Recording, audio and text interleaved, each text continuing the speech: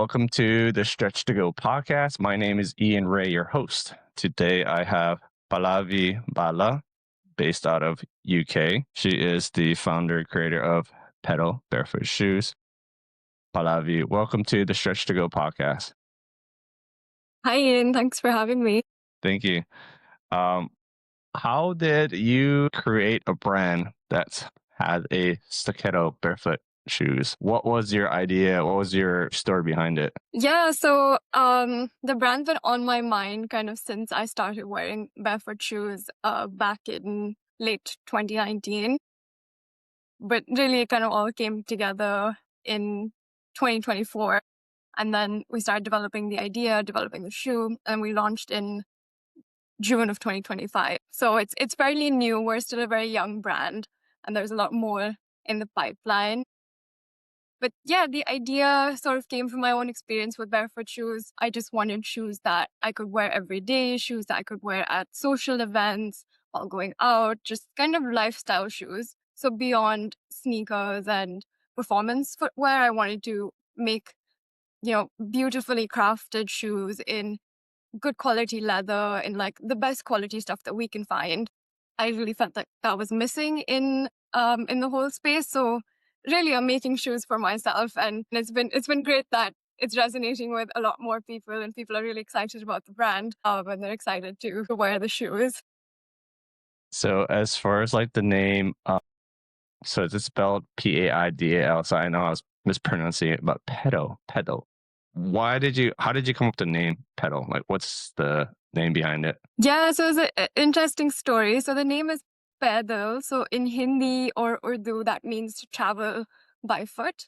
So I think it's kind of a similar route to like pedal or like bipedal, so to do with feet and movement. So in fact, my husband and I, just before we got married, we were sitting around, it was the new year, so it was just going to be 2024.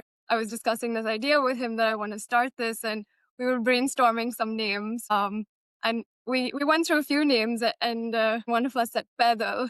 And I thought, oh, that's never going to work. How am I going to explain that to non-Hindi or non-Urdu speakers?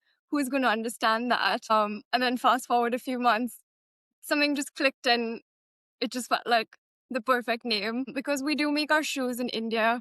They're all handmade in India. They're all handcrafted in India. So I really wanted to kind of like connect the rich history of craftsmanship, of handwork that we have in India to the shoes that we're making and really proudly kind of represent that. And so that's why the name Pedal. That's awesome. I love when founders, creators who have barefoot shoes. There's a meaning. So like that meaning to you personally goes back ancient times, roots to your um to your type of I guess upbringing and whatnot. So it makes total sense to kind of tie it in. So that's awesome. What's your background professionally before getting into barefoot shoes and creating pedal? Yeah, so I'm actually a proper nerd, so I love math and quantitative things. So I studied math and finance at university, and then I worked in consulting and investing for some time. And then while that was happening, I was also getting into barefoot shoes, and I've always had this creative side to me. So that's something I'm really getting to explore with barefoot shoes. So are you juggling a full time job and doing pedal, or are you just full time pedal like your business? No, it is full time. I'm kind of putting everything into it. So all my savings, all my time, all my effort, it's fully full time. I mean, I really believe in barefoot shoes and kind of like where it's going. Not only, due to my personal experience with it and how much it changed for me, but I really think that this kind of like, this feeling of like freedom, of fluidity when you're moving, it really should be an everyday experience for everyone, regardless of your kind of like physical capability or like where you are in your journey with that. That should just be the norm. I really think barefoot shoes are just going to be the norm. We're just going to call them shoes in the future. Yeah. That's my hope. So I'm putting, everything behind that. Isn't that kind of scary? Oh, I guess, did you have a, obviously like anxious feeling like going head first, knowing, but you have that passion, you have the conviction that this is something that you're meant to do and, everyone should have, but it's pretty daunting for someone who would say, going from a corporate job to now you're an entrepreneur, you know? Yeah, no, it is. I think it takes a lot of kind of support from, my family and like, just people kind of egging me on and believing in me. Because it's peaks and troughs, right? Like it goes up and down. Like there are days when you feel like, yes, this is exactly it, and everything clicks. And then some days you're like, nothing's working. Because it's not an easy thing to develop either. I mean, we take really long to also develop kind of each style. That's why if you see on our website, we only have 3 styles at the moment. We really want to spend time and effort kind of making things that are kind of timeless and classic. We're not going to change like every season or like every 6 months. It's not going to be like, oh, this is a new thing. This is something we hope that, you could wear for like a few years, many years, in fact. And you can carry those styles forward. And they also kind of have to work in the whole barefoot sphere of things. So they have to have all the functionality and the benefits of barefoot shoes, as well as looking good. So it is quite, I wouldn't say it's easy to find the balance when we're trying to develop those things. Okay. So I guess for you and the brand, what makes your shoes so unique in the marketplace? Thank you for the question. Yeah, so we're actually doing something that nobody else is doing. We have this construction, there's this traditional method of construction called Sacchetto. In fact, let me point out and show you what exactly that means. So I have a woven Mary Jane here with me. So what this is if you look inside the shoe, I'm not sure if the video will pick it up that clearly, but Uh, the insole and the lining, they're stitched together. So they're hand stitched and it's kind of like a hidden stitch. So it's seamless when you wear it. So yeah. the upper, the lining and the insole, they're all stitched together before we put the shoe on the last, which will form the shoe.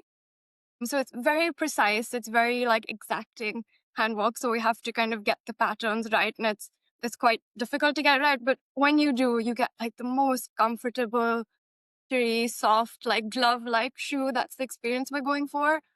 And we're really proud to say that we're the only ones doing this in the barefoot space at the moment. So that makes like Paidal shoes really, really comfortable.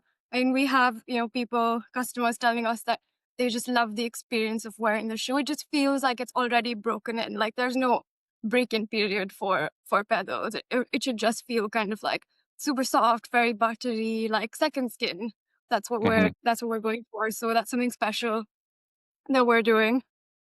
We also hand make every shoe to order, so we don't keep stock of things that, might not get used, might not get sold. Every time you place an order, something's made specially for you. And yeah, we try to get the best quality materials that we can. So most of our leathers do come from LWG certified tanneries. So that's kind of like it takes care of sustainability and ethics around the leather and the tanning of the leather.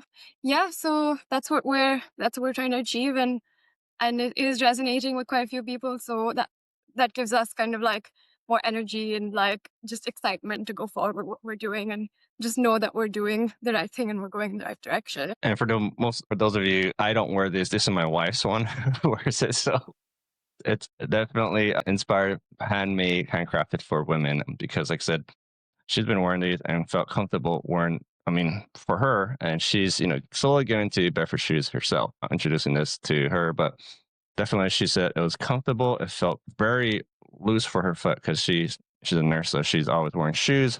But this has helped her with her at least toe because she always feels like shoes are crammed all the time. So this has kind of been a great alternative for her on her off days, just wearing it around the house or even outside too. But I'm very curious why red because red is such a vibrant, it's powerful, it's strong, but like red is also unique. So what made you choose red as the color for pedal? Yeah, I mean, all the things that you said, it was just one of those things that when I saw when I saw the leathers, I just thought this has to be something that like we start with. It just resonated so strongly with me. I won't go as far as say, oh, maybe red is actually my favorite color. I love wearing red.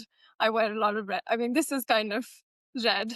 as one Uh-huh. in the same family. But no, it was just something that really, really resonated with me. And I think it's also, it ties kind of back into the idea of, um, you know, us trying to showcase the work that happens in India very strongly. We don't want to hide that. We don't want to be kind of like muted about that. Like, this is us that we're arriving.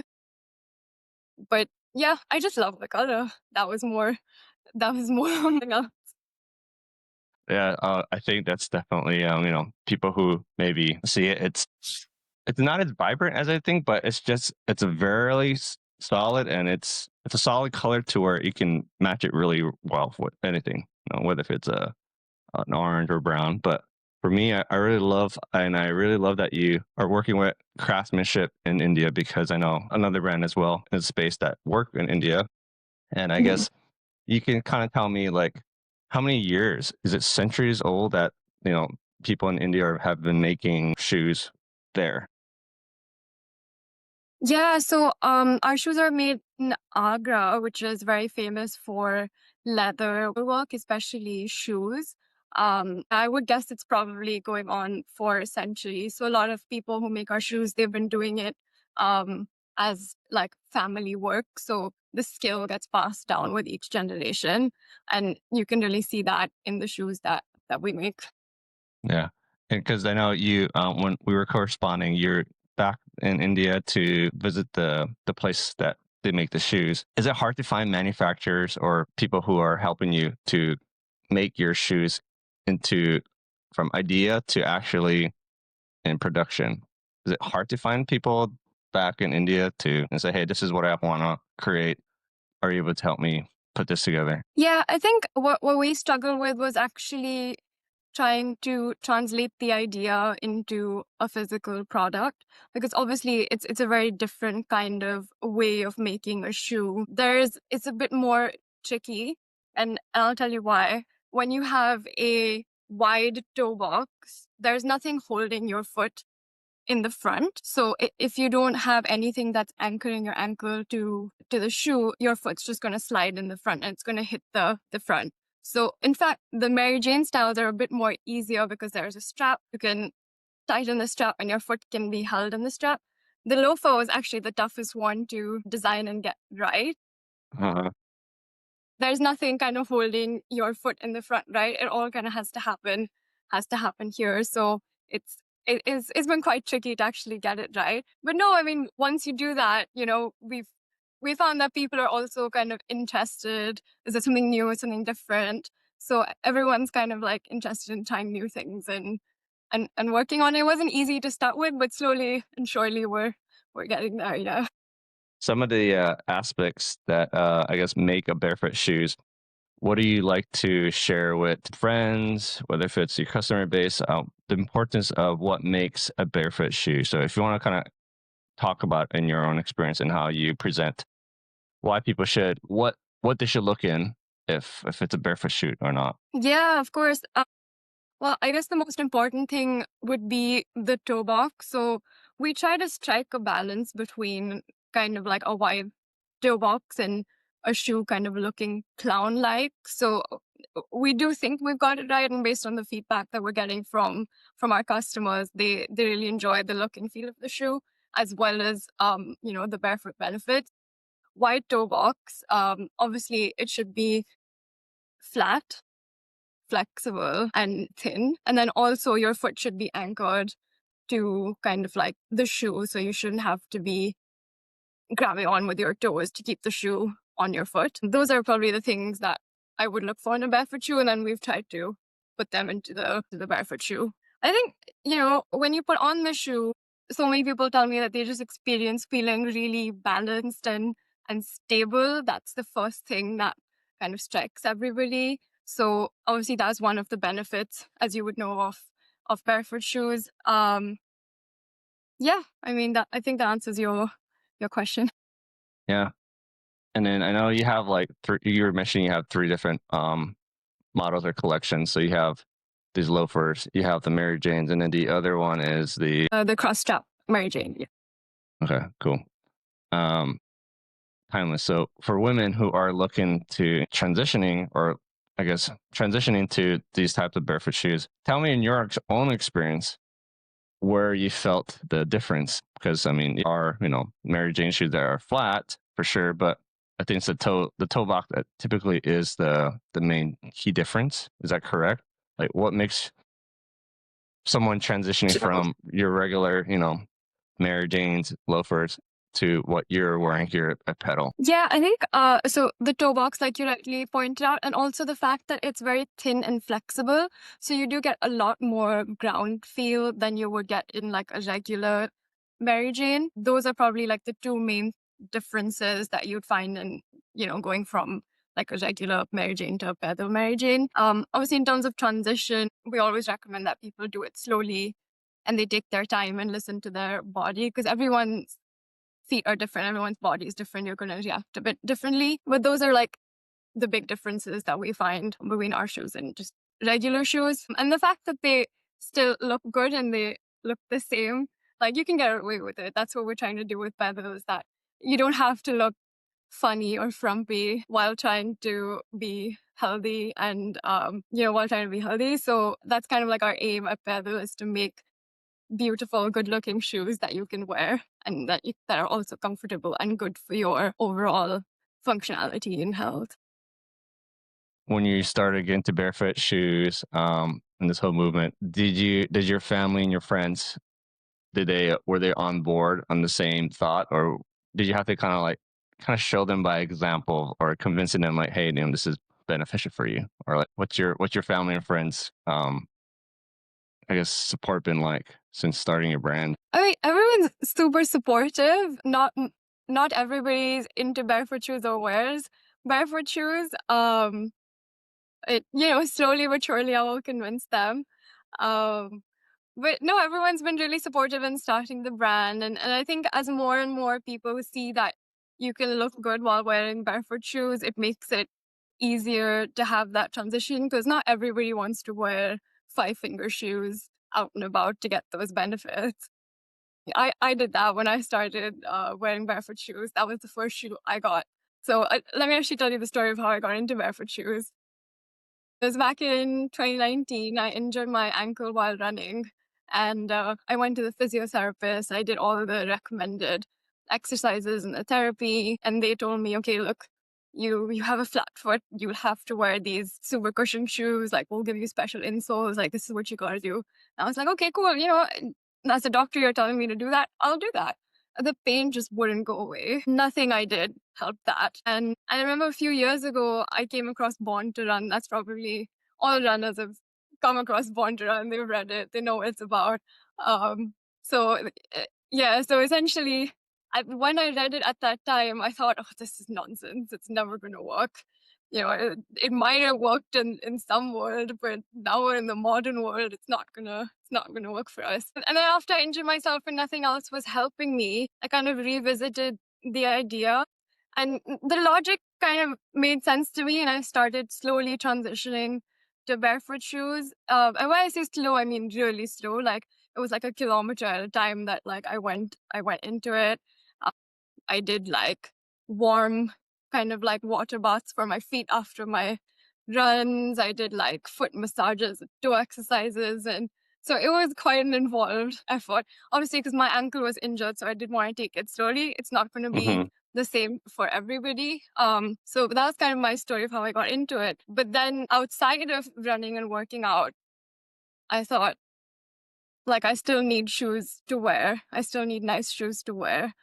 So that's kind of when the idea for pedals started, and now we're here and the pedals are sitting in front of you. So you're an avid runner then, currently. I used to be. It's kind of like just a fun thing. I'm not an athlete by any stretch of imagination. And I think that's also like one of the reasons why I started pedal.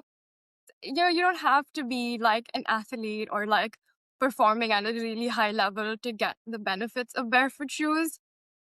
I want to drive the message that like you can get all the benefits of barefoot shoes just kind of being a regular person, and you can get Yeah, those benefits every day.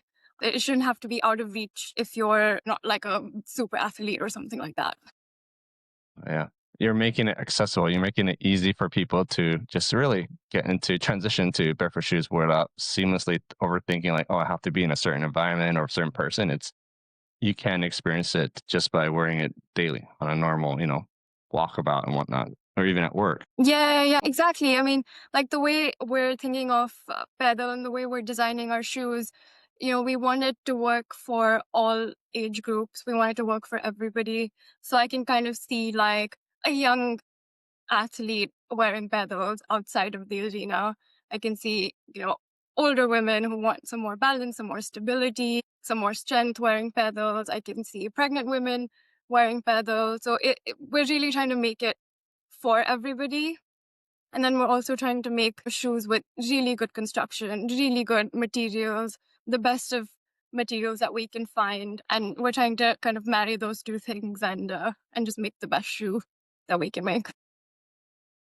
So as far as like your goals for Pedal, what is it in the next, 5, 10 years? Like I know you have some exciting things coming up in the pipeline, but what are they? Like what do you hope to kind of, grow the brand and whatnot? Yeah, so I think the real very long-term goal would be to have our own studio and our own space. That would be like the ideal kind of scenario for me.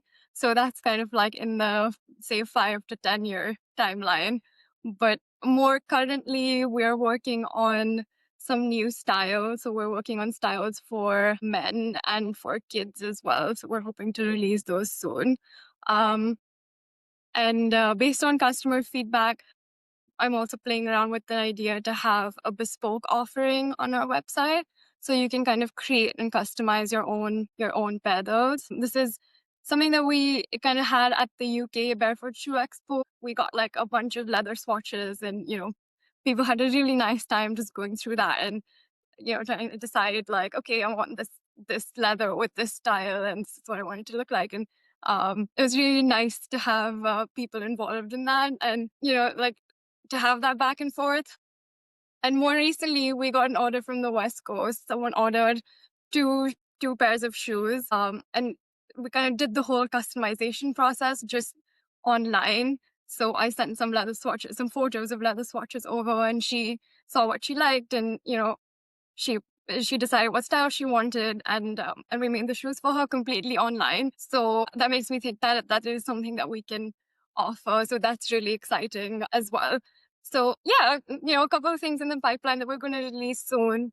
We recently released size 9, like UK 9 for women. We had a Hmm. lot of people come up to us and say that we love your shoes, but like you don't offer our size. So we actually have a set of 10 sizes just for women at the moment. That's probably like the largest kind of set of sizes because it's very expensive to have different lasts for each size. So we do Yeah. offer half sizes as well. So we're really, really trying to accommodate all types of kind of like sizes and feet.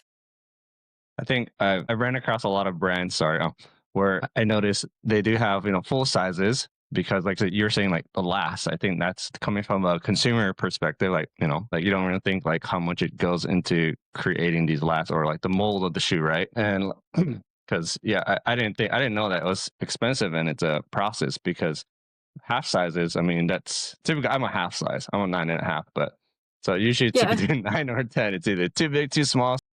I guess for as a Yeah. as a creator and a founder, like you have to obviously think about it, but just to have a basic of your full sizes, it is I guess down the line like having those half sizes great because people's feet vary from different brands and different styles of shoes, so it totally makes sense that you guys are heading the right direction of those half sizes and whatnot. So Yeah, we're really trying to offer the most premium experience that we can for customers. And having that entire set of sizes is the most inclusive way in which we can have everybody try pedals and pedals work for everybody. and then I guess what other ways are you doing for 2026 creating more awareness, more, I guess, exposure for the brand? Because I know you went to, you Barefoot Brits UK Barefoot Shoot Expo last year. what's going on for 2026 for you and the brand? Yeah, so we're hoping to also be at the German Barefoot Expo this year that happens in Offenbach in July. So we're hoping to be there, and of course we'll do a Barefoot Brits UK Expo again. We're also releasing more styles, and I'm in touch with a lot of creators to kind of like just show pedals in action. I think that's our kind of next step in terms of building awareness, because we have a lot of stills and a lot of amazing photographs, but it would just be nice for people to see pedals in action and how they look and feel on your feet. And so that's kind of the next few steps for increasing awareness and meeting kind of customers. And then, where do you see the barefoot shoe evolving in the future? You know, you've been wearing barefoot shoes for a while now, but where do you see it going from here on out? Yeah, like I said before, I think barefoot shoes are just going to be shoes. I think once you start wearing barefoot shoes, and I've heard this from a lot of other people as well, is that you can't go back to quote unquote regular shoes. Everything just feels tight and narrow and painful. So really where I'm hoping to see barefoot shoes grow is for them to become just everyday regular shoes. It's not going to be a niche thing. That's what kind of I'm hoping for, and that's why I started the brand, and that's where I'm hoping for it to go. But yeah, I mean, it's anyone's guess. I mean, it's growing a lot. A lot more people are interested in barefoot shoes from the health perspective. That's where it starts. And then kind of like it just goes into everything you do in your life. And I say that I'm sitting on the floor. I have a floor desk. So really it's like a full lifestyle for me. I'm probably in maybe the kind of like small niche of people who really get into it. Uh, But I think it's going to just be a more everyday thing going forward. And I think that's where the industry is going as well. A fun question to ask: are you team toe socks or team regular socks? Definitely toe sock. I like actually asking that because it is hard. I mean, it's hard to transition to a sock. I mean, first barefoot shoes, but then now you have to think like, okay, socks, because that's another Yeah, thing. Like you don't really think about, but that's what restricts the foot so that you can get into this nice barefoot shoes. Because it defeats the purpose if you're putting regular tight socks that compress it and yeah, then go yeah, into yeah. barefoot shoes. So, but then there are of course brands that are coming out with wider toe flexible socks that can open up and spread. So it's great. So. Right. Right. I mean, the benefit with leather shoes is that, they are breathable. So Mhm. the lining is leather and the upper is leather as well. So for most people, that should be perfectly fine without socks. And then the best way to care for your pedal shoes, what are they? How can someone continue to take care so it's timeless, seamless, and of course elegant? So what are some simple tips that you would probably do share on your site to take care of your Yeah. leather soles? Yeah, of course. So it obviously depends on the type of leather. So currently we have two types of leather. So the loafers in front of you, those are a goat nubuck leather, and this one's a veg tan leather. So nubuck it's kind of like suede, except that it's made from the top side of the leather. So it's much Hmm. more durable than suede, and it has a finer nap, so you won't really see the fibers coming out. With these ones, in terms of storage, we recommend that you store them in the dust bags that they come in. So we do give an individual dust bag for each pair of the shoe. And for cleaning it, we recommend just using a suede brush. You get those quite easily. And sometimes they come with like little erasers as well if you ever get a stain on the new buck.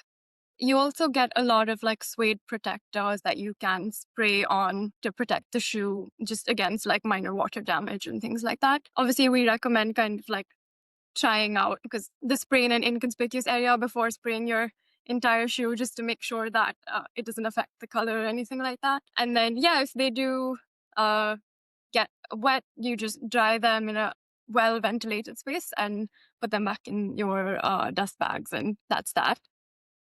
The veg tan leather, it's a bit more hardy than the nubuck leather.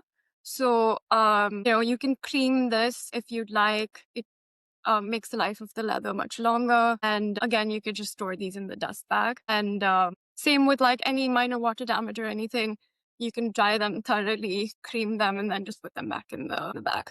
Cool. Thanks for the tip. Definitely. I guess I'm assuming any type of information, shoe sizing people can visit your website, which kind of leads me to my last question is where can people learn more about what you're doing there at Pedo?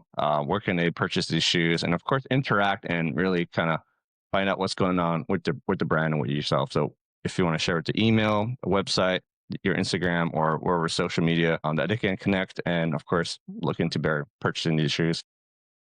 Yeah, yeah, of course. So you can purchase the shoes on our website. We only sell on the website. We don't have a physical store space yet. So that's paidalbarefoot.com. And we're very active on Instagram. So you can find us on Instagram. I manage the Instagram. So if you're ever chatting with anybody on Instagram, you know, it's me. And then we also recently launched a newsletter, which you can sign up for as well. It's not going to be kind of like spamming anybody's inboxes, but we just found it a really nice way to share updates with our customers, and people have really been enjoying that. Yeah, so it's quite simple, just the newsletter, Instagram, and our website for any information and to purchase the shoes as well. Perfect. Well, I'm looking forward to definitely the new line of men's and children's. That's great. It's exciting times for you. I think it's great when brands are like say consciously thinking about their customer base and and seeing your brand grow. So thanks again for hopping onto the podcast. No, thanks so much for having me. It was lovely talking with you. Yes, my pleasure. Thank you so much.